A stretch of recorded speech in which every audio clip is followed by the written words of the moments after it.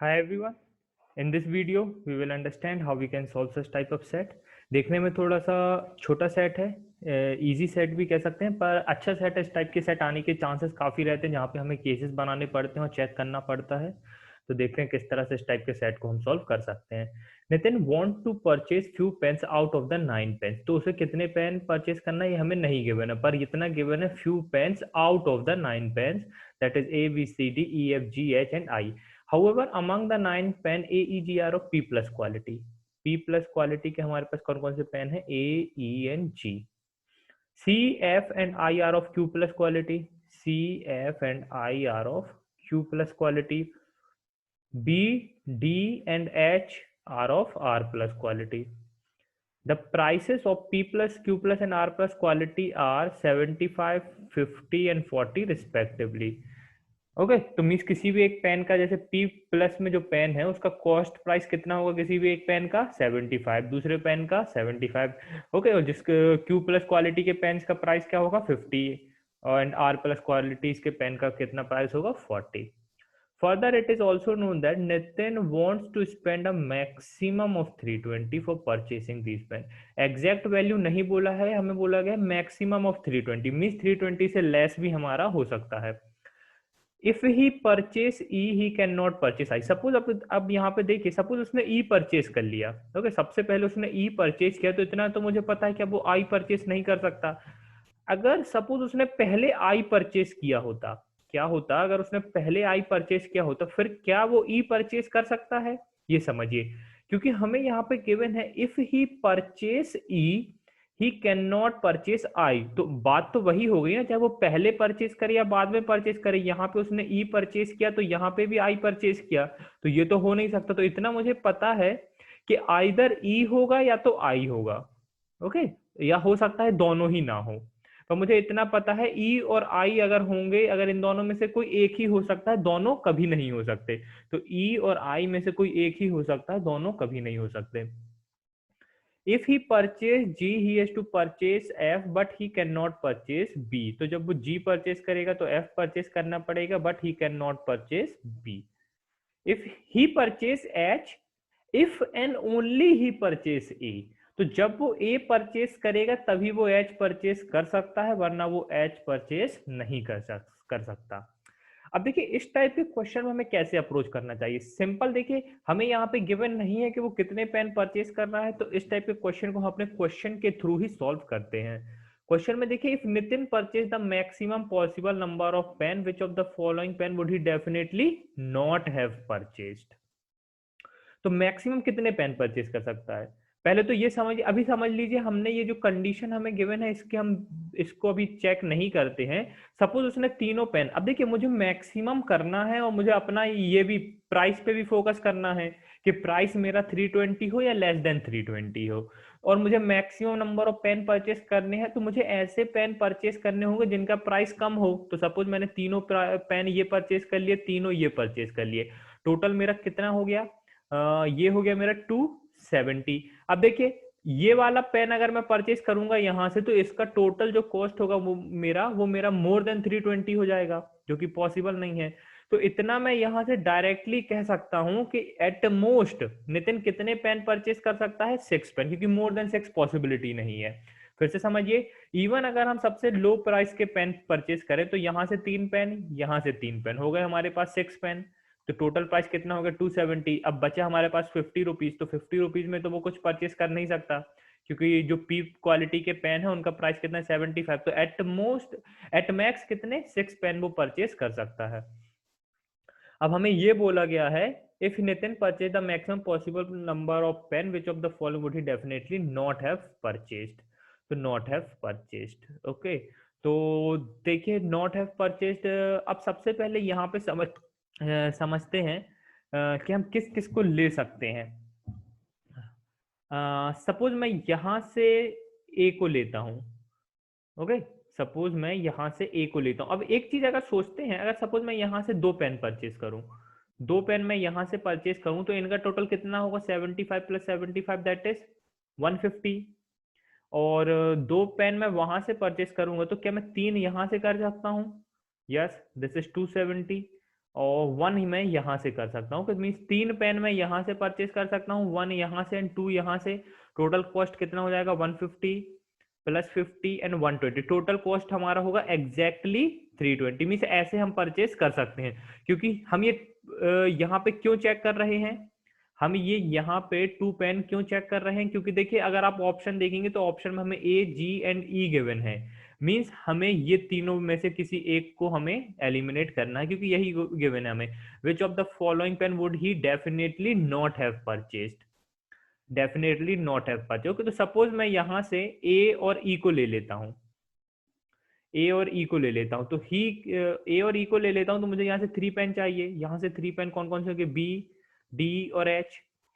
क्योंकि देखिए अगर वो जी परचेस करता तो एफ परचेस करता, पर बी परचेस नहीं कर पाता, इसलिए मैंने यहाँ पे जी को नहीं लिया है, ए और ई को लिया है।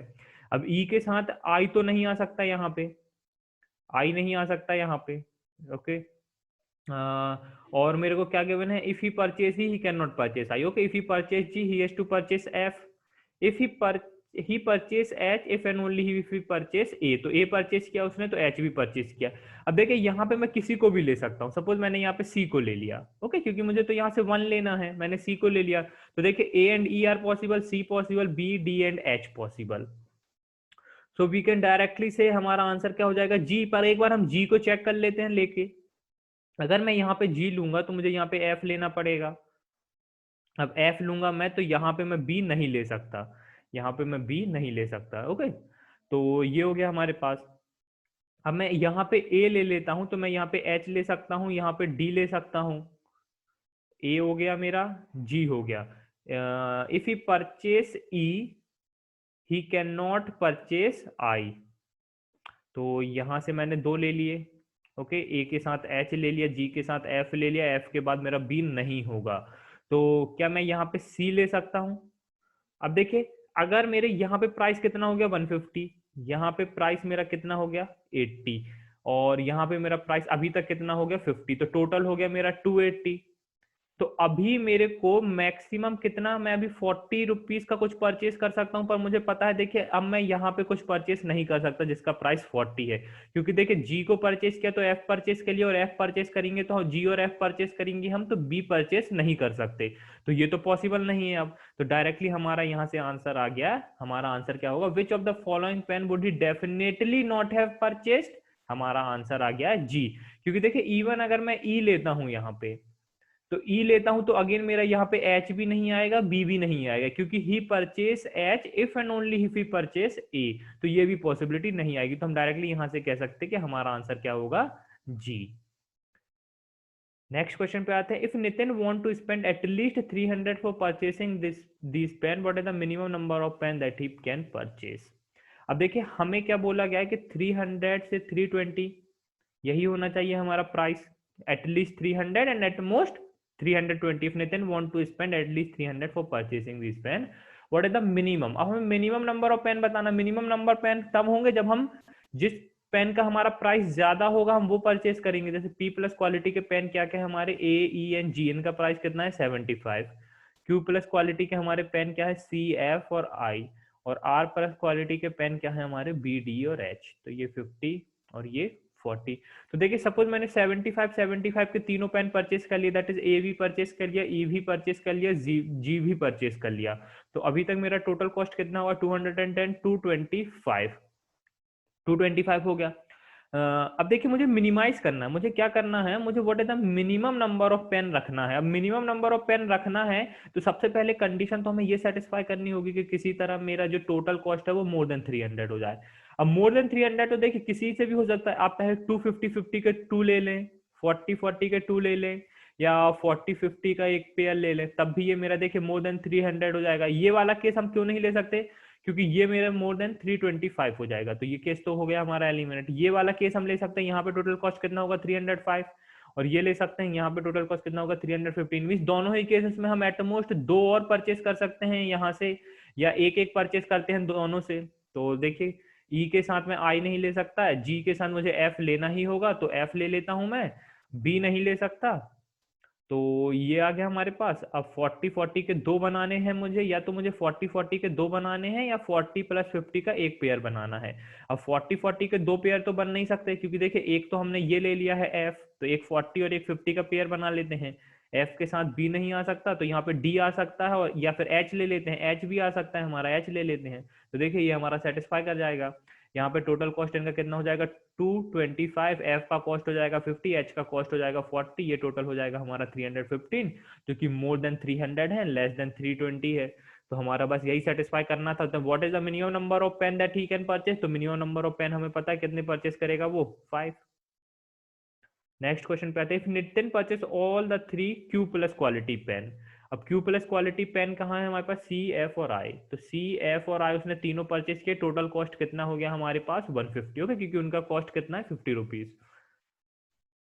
विच of the following pen could he also have purchased, which could he also have purchased, which of the following. अब देखिए इतना मुझे पता है कि यहाँ से ई तो परचेस नहीं कर सकता वो, जो मेरे P प्लस क्वालिटी पेन है, क्योंकि मुझे गिवन है if he purchase E he can not purchase I. तो वही बात हो जाएगी, अगर हम आई को परचेस करेंगे और फिर ई को परचेस करेंगे, मैंने स्टार्टिंग में ही बोला था, तो ई को तो ये परचेस नहीं कर सकता। Then which of the following pen could he also have purchase, तो ई को तो परचेस नहीं कर सकता। क्या जी को परचेस कर सकता है? यस, इजिली जी को परचेस कर सकता है, क्योंकि और कोई कंडीशन हमारे पास अभी नहीं है। तो हम जी को वहां पे परचेस करा सकते हैं, ए को परचेस करा सकते हैं, एच को यहाँ पे ले आते। तो देखिए ए और H, he purchase H if and only he purchase A, he purchase, if he purchase G he has to purchase F, okay, but he can not purchase B, ये भी सही है, तो ये भी सेटिस्फाई होगा। जी और ई दोनों को हम परचेस कर सकते हैं, तो इसको भी परचेस कर सकते हैं, इसको भी परचेस कर सकते हैं। Which of the following pen could, क्योंकि कुड एज अ पॉसिबिलिटी होती है, could he also have purchase, तो हमारा आंसर क्या हो जाएगा, option number D, that is more than one of the above.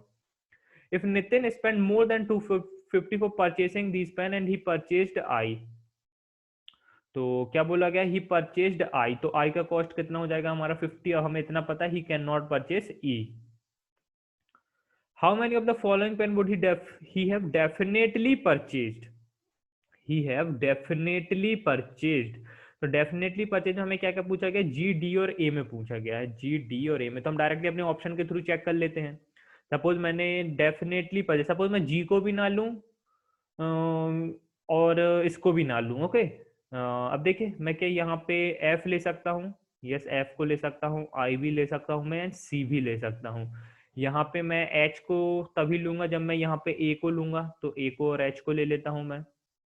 अब इनका टोटल कॉस्ट कितना होगा 75, यहाँ पे एफ भी आ सकता है, सी भी आ सकता है, आई भी आ सकता है, तो इनका टोटल कॉस्ट कितना होगा 150, एच का कॉस्ट कितना होगा 40, टोटल कितना हो जाएगा 190, 260, 265, मींस एटलीस्ट 250 की कंडीशन तो सेटिस्फाई कर गई हमारी। अब देखिए एटलीस्ट 250 की कंडीशन सेटिस्फाई कर गई, ना ही मैंने यहाँ पे जी परचेस किया है, ना ही मैंने यहाँ पे डी परचेस किया है, और हमें क्या बोला गया, how many of the following would he have definitely purchased. तो डेफिनेटली परचेज में जी और डी तो नहीं आएंगे, ओके। तो अब इस एक दूसरा केस ले लेते हैं। अब ये केस में सपोज जी यहाँ पे है, एफ वहां पे आ गया, यहाँ पे अब हम डी ले लेते हैं, तो इस कॉस्ट, इसमें हमारा कॉस्ट कितना आएगा 75, यहाँ पे क्या आ जाएगा एफ सी आई। एक केस क्या था हमारा, ए एफ सी आई और एच। एक बार आप सभी कंडीशन रीड कर लेते हैं। If he purchase E he can not purchase I, if he purchase G he has to purchase F but he cannot purchase B, okay, if he purchase H if and only if he purchase A। तो देखिए तीनों में ही हमारा cost कितना आएगा 75 plus 150 that is 225 plus 40 that is 265, okay. तो तीनों ही case में देखिए, इस केस में हमें मिल गया कि इस केस में हमें क्या मिल गया, इस केस में हमें मिल गया कि जी और D is definitely not possible, और इस केस में हमें मिल गया कि इज डेफिनेटली नॉट पॉसिबल। तो हमारा डायरेक्टली आंसर क्या हो जाएगा 0, क्योंकि हमें यहाँ पे डेफिनेटली वर्ड है, तो डेफिनेटली वर्ड नहीं है पॉसिबल, क्योंकि वहां पे एज अ पॉसिबिलिटी है, हम कोई भी केस लेंगे तो पॉसिबिलिटी आएगी, बट डेफिनेटली हम नहीं कह सकते, ओके। तो हमारा आंसर हो जाएगा ऑप्शन नंबर ए। तो गाइज यहाँ पे हमारा सेट कंप्लीट होता है। आप देख सकते हैं किस तरह से इस टाइप के सेट को हम सॉल्व कर सकते हैं। जब भी आपको कोई पर्टिकुलर चीज ना गिवन हो, जैसे यहाँ पे नहीं गिवन था कि वो कितने पेन परचेस कर रहा है, तो इस टाइप के सेट में हमें सबसे पहले क्वेश्चन के कुछ चेक करना चाहिए कि क्वेश्चन में हमें क्या पूछा गया और उसके अकॉर्डिंग ही हमें सॉल्व करना चाहिए। Thank you guys and happy learning.